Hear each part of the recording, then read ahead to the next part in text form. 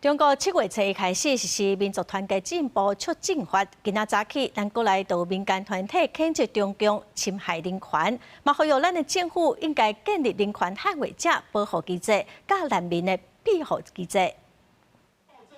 民團甲中國民族團結進步促進法理學破表達不滿，因為中國7月1日實施民族團結進步促進法，規定彈照規定追究境外組織甲個人破壞民族團結、製造民族分裂的行為。關心人權的民團認為，這個法律會甲中國打壓異議人士甲下境鎮壓合法化，所以拜一開記者會譴責中國侵害人權，批評中共或者是所謂破壞民族團結的這個概念的任何行為，不管是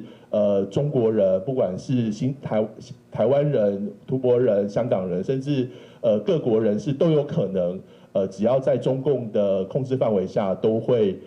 受到這個人權侵害。民團指出，中共這幾年唔直直咧打壓中國境內維權人士、香港、西藏等等族群的人權處境，嘛愈來愈嚴重。因認為民族團結進步促進法實施了後，受影響的唔但有中國的境內人士、海外的人權捍衛者、少數民族甲異議人士，攏有可能面對愈大壓力，而且下境鎮壓受影響的範圍嘛有可能進一步擴大。民族團結進步促進法這樣的法律，將它的整數手段全面的法制化。在這部法律制定之後，我們可以預見，在未來中國對於人權的侵害勢必更加的強烈而且廣泛。不是只糾結他們的過往的身份，而是要提高他們其實參與這個跨國鎮壓的一些代價，